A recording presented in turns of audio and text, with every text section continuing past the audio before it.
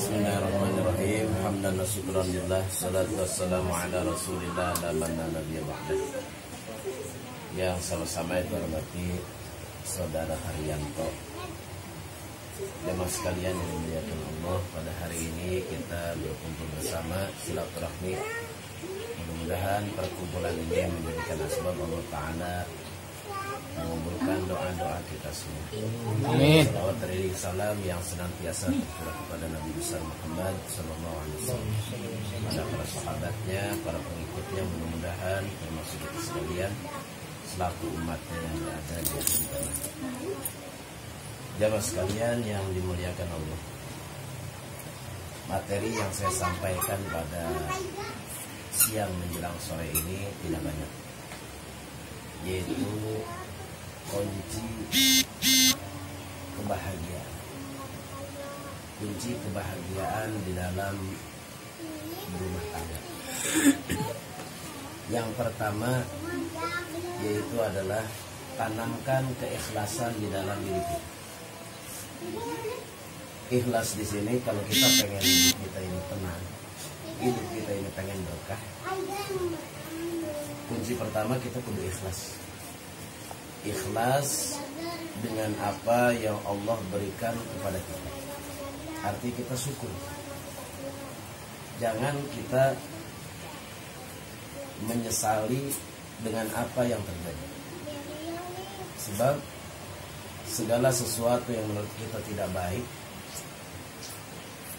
menurut kita ini hal yang kita tidak senangi, pasti semua itu ada hikmahnya. Ini kalau yang menyangkut ke diri kita. Yang kedua, tanamkan keikhlasan dengan rezeki yang Allah berikan kepada orang lain. Kok bisa? Kenapa kita harus ikhlas dengan rezeki yang Allah berikan kepada orang lain? Mungkin kalau rezeki yang Allah berikan kepada kita, kita bisa ikhlas. Ketika rezeki itu misalnya kita dapat duit 30 juta, 20 juta, mungkin kita bisa ikhlas, insya Allah. Kita ikhlas, kita bersyukur. Tapi ingat, ada sesuatu yang sangat sulit, yaitu ketika kita harus ikhlas dengan rezeki yang Allah berikan kepada orang lain. Dan ini jangan salah, ketika kita tidak ikhlas dengan rezeki yang Allah berikan kepada orang lain, justru rezeki kita jadi terhijab. Contoh gini, kita punya tetangga, punya duit, megang gadian mobil. Nah, lo berarti kan apa?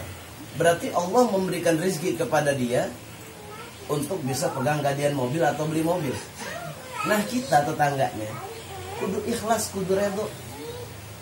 Alhamdulillah ya Allah, Engkau berikan teman saya, tetangga saya rezeki sehingga dia bisa beli mobil atau gadian mobil.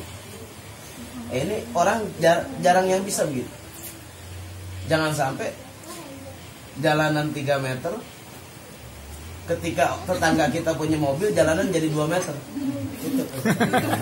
Nah, ini tandanya orang kagak ikhlas.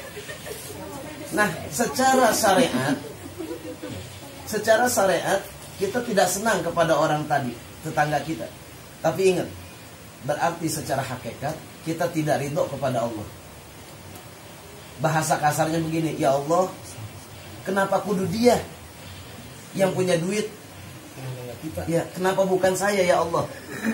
Enggak, secara langsung berarti kita tidak terima dengan rezeki yang Allah berikan kepada orang lain. Nah, inilah yang bisa ngehijab rezeki yang bakal datang ke kita jadi nggak jadi. Gara-gara apa? Gara-gara hati kita yang tidak ikhlas dengan apa yang Allah berikan kepada saudara kita. Tapi kalau kita ikhlas, maka nanti Allah juga bakal berikan kemudahan segala-galanya buat kita. Amin. Kenapa? Kadang-kadang kita kerja sama, usaha rajin, tapi kok ini susah, nggak ada ujung-ujungnya, ini susah. Nggak ada selesai-selesainya, ini susah. Kerja dia berangkat pagi pulang sore, kita juga sama berangkat pagi pulang sore. Dia punya anak, kita pun punya anak. Dia punya kebutuhan, kita pun punya kebutuhan. Kenapa ada yang berbeda di dalam kehidupan kita? Kenapa ada yang berbeda di dalam kehidupan kita?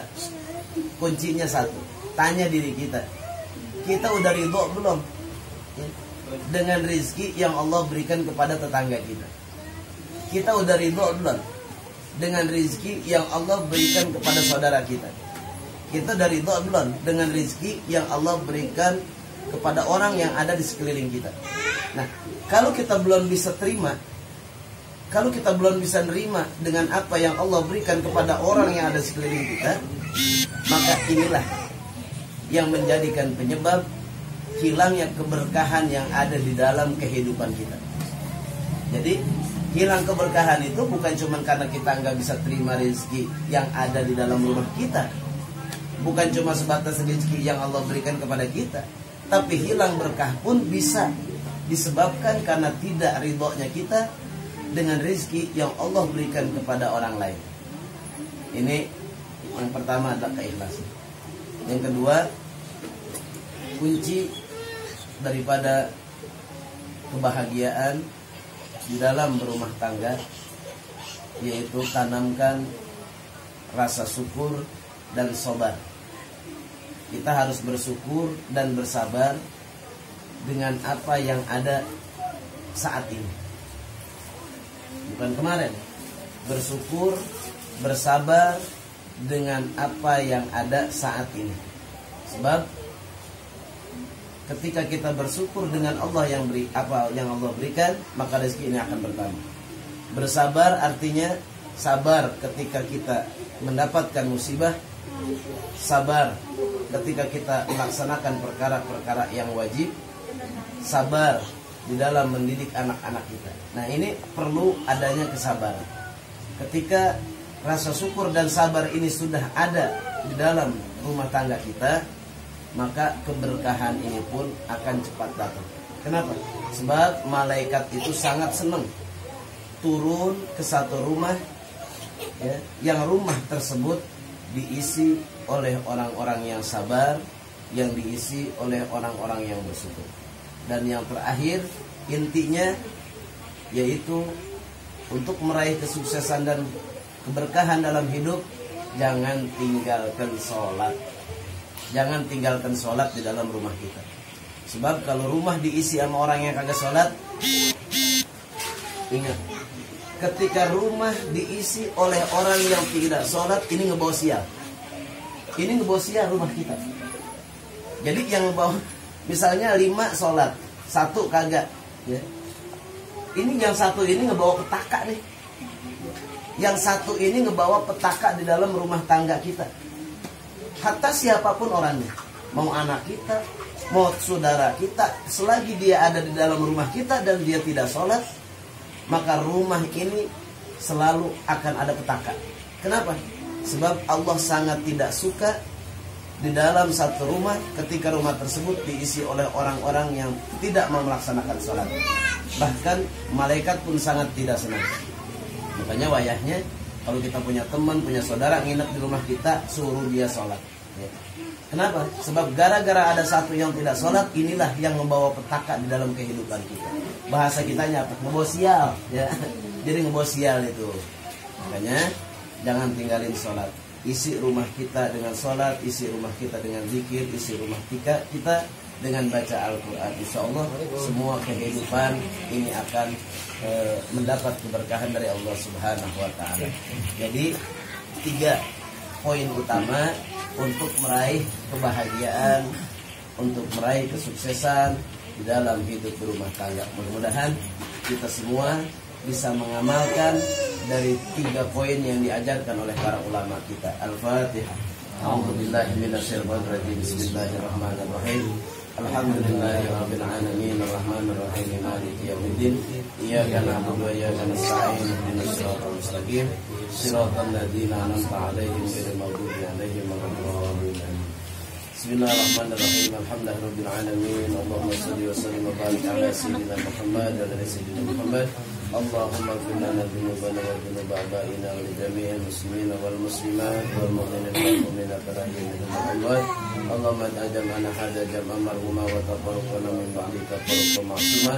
Allahumma in kana fi majlisina dhanban ila ghafarta wa na'iman ila satarta wa la haidatan min hawaij dunya wal akhirah ila qadaita. Rabbana atina fid dunya hasanah wa fil akhirati hasanah wa qina adzabannar. Sallallahu ala sayyidina Muhammadin wa ala alihi wa sahbihi wasallam. Subhana rabbika rabbil izzati amma yasifun wa salamun mursalin walhamdulillahi rabbil alamin. Assalamualaikum warahmatullahi wabarakatuh. Waalaikumsalam.